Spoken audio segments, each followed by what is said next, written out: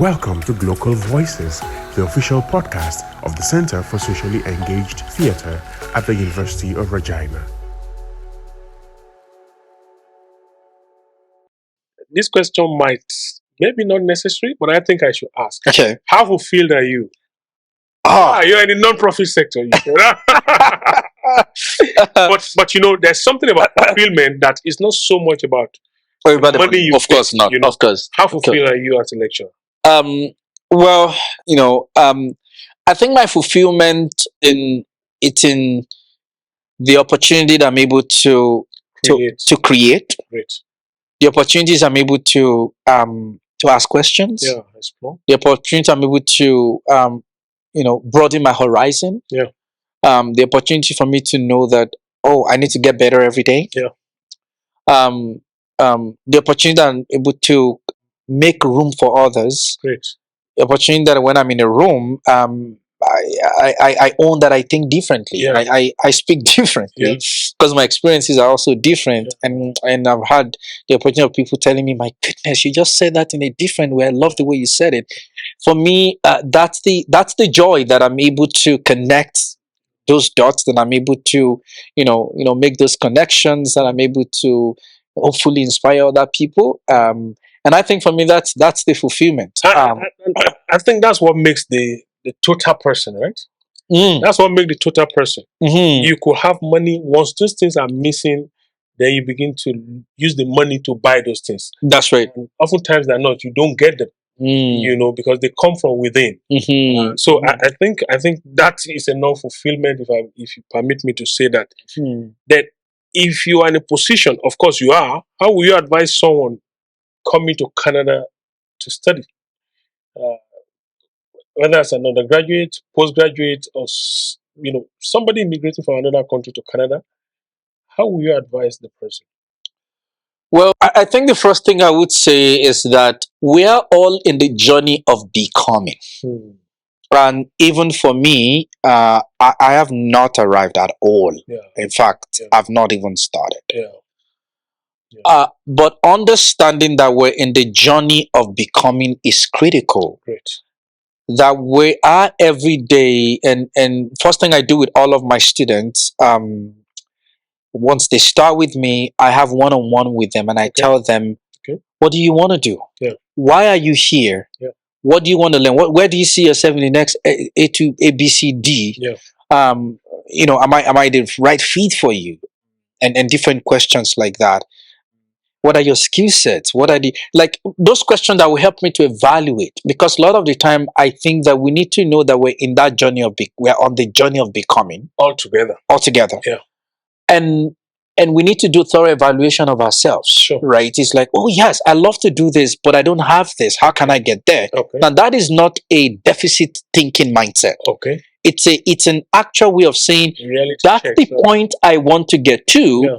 But I need A, B, C, D to get there because I have Z to E already. Right. That's the first thing. The second thing also that I will always tell myself, and this is advice to myself, I'm going to watch these later or listen to that at some point. Is that the times that we need to change our mindset. Great. Things work differently in different cultures. Again, if I go to Norway, for example, maybe the things that work in Canada may not work in Norway. Or if I go to Senegal, and these are places that I've seen how things work there in the little time that I spent there. Or I go to Iran. So the change of mindset, the flexible, you have to be rigid on your vision. You have to be focused by rigidity. I mean, be focused on your vision and all that. But be flexible with the approach, with the strategy and all that. But also to know that what works here, what doesn't work here. Because as much as we want the system to change, which we're working every day, building allyship, building, disrupting, creative disruption and different things like that. It's also understanding that how does the system also work? What do I need to learn? Different things like that. And I always say, so it's always the change of mindset. It's very critical. The third thing I would say is that it's about relationship. Great. And I know we're going to come to network at some point. And, the network that we build or the nets of works that we build are very critical. Sure. And I find it interesting when some immigrants, once they land here, they start just doing anyhow. Because at the end of the day, some opportunities that have come to me, somebody recommended me. Somebody mentioned my name. Even if nobody mentioned my name, somebody wrote a letter of reference. Oh, yeah. Somebody evaluated my application. Somebody, and so we have to constantly remember that it's about how are we building bridges, not burning bridges. I think I need you to expatiate on this issue you just talked about. Before the show started, you mentioned something like someone congratulated you about your admission or induction into RSC and was telling you how he evaluated your work. I need you to talk a little about that. How do you build those bridges and not burn them, that you could benefit from them even in years to come? Well, I think yes, in the academia, everything works by peer review, right? And whether you do tenure, it has to be reviewed by somebody that you don't know. And then maybe later on, if you get it, person may tell you like, "Hey, I reviewed your stuff," and all that. But what's interesting is that we can't give what we don't have. Okay. If I want to work in honesty, in transparency with other person, in accountability, in respect, and different things like that, I have to develop myself to have that, and that's what build relationship. Sure. If I'm in relationship with you and you find that I'm disrespectful to you, you find that I always have ulterior motive for everything, that I'm not straightforward, that I go to backstab you, I'm not sincere, I'm this and that. I don't think you're gonna be happy. I don't think that you will want to identify yourself with me, because the moment you know that that's how that person is, you will try to avoid it, right? Sure. And I think for me as immigrants, and not just only immigrants, right? As human beings, it's like, how can we be more humane to one another? How can we bring in that sense of, how can we, humanize our daily experiences so that we can make other people, make life livable for others. Number two is that every opportunity we have, everything that we do, it's a history. It's a history in the making. Yeah. And if we're not careful, or we have to be careful that we make the future that is coming to us, that is going to come to us, we make it, we clear pathway for them. So I'll give an example. If you've been maybe in the past you've done something for me, and the relationship went well, and maybe we're not from the same place, you don't even know me, you're a different race and all of that, and then I leave and I did well for you and with you and you were great. There is every tendency that when you see somebody that look like me, you would gravitate towards them, like, yeah, I know this person. Do you know that? Sure. But if I've done something to you that wasn't great, even if you want to engage with somebody that look like me, you may be hesitant in the first place. And I've had experiences like that, whether done to me or done to someone else. And they'll say, wow, you're so different. I had this mindset about you, but you're so different. And I'm like, well, whatever stereotype or bias that you've forged, that you've created, was based on something. Whether it's something that you read, whether it's something that somebody told you, whether it's something that you experienced by yourself. So I think that these are realities that as immigrants or any person really, that we have to constantly think about that. I always say, make life livable for other people coming behind you, and then ultimately, constantly, forge relationships. I agree with you. And I would say finally that constantly reevaluate. Evaluation, reevaluate over and over again, and then and we'll see where that takes us. I agree with you. I was somewhere, and then when I introduced myself, I said my name is Shola, and they introduced me to the people. They said, well, his name is Shola, but not the Shola you are thinking about. I realized that a Shola had once joined, had once joined the organization, a lady, and I want to believe she left a good memory because, immediately they mentioned the name, everybody could connect to her. Which again make me to buttress the point. We must build bridges. We must build bridges. As usually what we say in part of the world where I come from, we say human beings are like water. You will always meet them. We flow everywhere, and then you never can tell where you get to meet people. I'm going to take you again to the center. I want to know what are the projects that are currently going on at the center. If perhaps there are new projects. Absolutely. Okay, great. So the center has 5 research clusters, and I think we might be adding more to that. Interesting. We're in the process of forging new collaborations, new partnership, getting into different MOUs, and we're operationalizing them because we don't want to do MOUs that are inactive. But right now we have 5 research clusters. The first one is on theater, performance, justice, and policing. Okay. And we're conceptualizing justice broadly, from climate to racial justice to policing and all of that. The second one is on theater and immigration, and I kind of just mentioned that a little bit earlier on. The third one is on creative economy, cultural policy. It's more very sector focused work, and all of the work on art leadership program, a partnership, future prairie theater, equity in cultural policy, and all of that, they fall under category. And then we have art, health, and well-being, and which again, I'm looking at the intersection of art and being well, social inclusion, and all of that.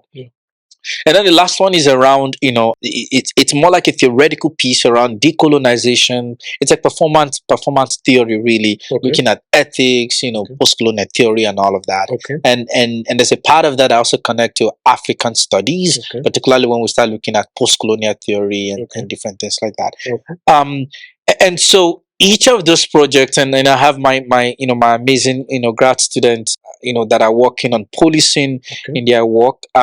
So I have PhD student looking into the intersection of art history, and of course ethics of care, co-supervising the student with another faculty. And so different projects sort of fall under those various 5 clusters. Now we also have under the project that we're doing, we're hosting different researchers, at different point in time in the year. So in the coming year, so for example, we will be hosting some researchers from South Africa, some from the UK, and hopefully some from Brazil, and kind of forging all of those network relationship. We also have the piece on a project on in-flight entertainment, which is part of what you're leading as part of your focal research here, while you're here with us. And so there are different opportunities like that that different researchers at different point in time in their career can really connect with us on. I would want to say, in terms of opportunities, right now, we're really grateful that we've been able to win a partnership with UNESCO chair APS University in Poland. And and I'm really excited about that. We've also signed an MOU with La Cité, which is the French the French faculty here at the University of Regina, and we're also engaging with different universities in different part of the world, across different part of the world. Next year, though, some exciting things are happening. One of that is that we're co-hosting the Canadian Association of Theatre Research Conference. And we have 2 legs of that conference. 2 legs to that conference. The first one is from June 5 to 6, and that's happening online virtually. And then we have the in-person leg of the conference that is happening from June 17th to 20th in McGill University in Montreal. So some of us, or all of us, will be going to Montreal, and that's exciting. And co-chairing that conference and also leading the programming committee. So really really grateful for that opportunity. Okay. We continue to work on our art leadership program. We're entering to the 4th cohort. Really special shout out to all of our partners, from the Belfry Theatre to Persephone Theatre to Globe Theatre to NSC, National Arts Center, that we've so recently we just forging a relationship with them, and many other partners that that I can't mention them, but that they are part with us on this project. Our ongoing project also continue next year, the equity in cultural policy project with our collaborator at Royal Road University, Dr. Denise Onsol. We're working on that project together with Luba Kozak and of course Fanon and Yvette Nolan. We also continue our project on Future Prairie Theatre. Myself and Yvette Nolan and Professor Christy Brubaker were co-editing the CTER, Canadian Theatre Review special issue. So that continues. There are a lot of different projects like that. And then finally, I would say that for us, part of how we conceptualize our KM strategy, knowledge mobilization, is that it is not only a product; it is part of the process. Yeah. And so we're whether we're doing the conversation, writing for the conversation, or we're podcast, or we're doing a documentary or a video way, or we're writing traditionally or doing performance in community and all of that. I think the center is poised to really offer this great opportunity to connect in communities. So, and that's why we have a lot of connection in the community, from Saskatchewan Association of Theatre Practitioners here in Saskatchewan, and other partners in the province, to mass culture in Ontario and other and of course other partners in different part of the province, and to international, right? So we conceptualize all of that, from the local to the regional to the national and then to the international level. So we deeply appreciate the opportunity to be able to engage at this very level. So those are, so much are happening. So much is happening, and so I looking forward to exciting them. To you answering the question, how can a researcher partner with the center? Because some people may be hearing this and they will be thinking, okay, well, I think they do something close to what I'm doing. Absolutely. We can partner together. Can a researcher reach out to the center for partnership, or every partnership has to be initiated by the center? No, so it's not every partnership that has to be initiated by the center. In fact, I just had a meeting with a researcher in Belgium, residing in Germany. I just had a meeting with them this morning. It's a two-way thing, right? Our email address is cset@uregina.ca. Our website is www.cset.ca. And you can always follow us on our social media handles and outlets, and really shout out to all of my researchers and technical teams and research assistants that have been working tirelessly. You always see me, but really it's a work of so many people, from Luba Kozak to of course to Gabriel, to you, to Karioko, who has been fantastic, and of course we also have a media partner here, magazine, and all of that, and different other partners. So I would say that individuals, organizations, researchers, and all that, they can reach out to send us an email, cset at uregina.ca. I would also say that in terms of partnership, partnership, where a researcher wants to, I would say first of all, try to take a look at where we're at. We try as much as possible that our website is up to date, to see that there's an alignment in what they are proposing, and if there is a way that we can partner, please reach out to us, because that's what this is all about. We're not just only, as much as we're situated within the academia, within the university, for us it's also important to go out there in community. And by community, I'm not just only talking about Regina. Sure. I'm talking about Regina, I'm talking about theater, creative industry, I'm talking about Saskatchewan, the region of the Prairie, Canada, and of course internationally. So we're sort of open to partnership in that way. Thank you very much, Dr. Taiwo. I'm sure you've heard it from the horse's mouth.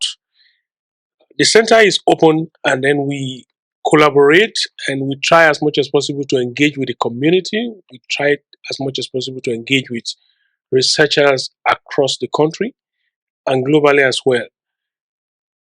Thank you for spending time with us.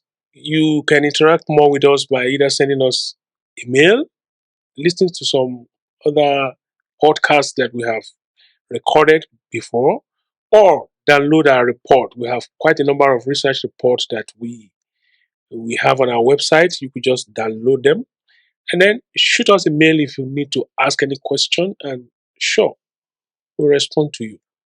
Until we come your way next time, thank you very much, and watch out for your work, and possibly if we can collaborate together, we'll collaborate. Once again, my name is Shola John. Thank you. Thank you so much. You have been listening to Global Voices, the official podcast of the Center for Socially Engaged Theatre at the University of Regina. For more details about the center, visit www.cset.ca.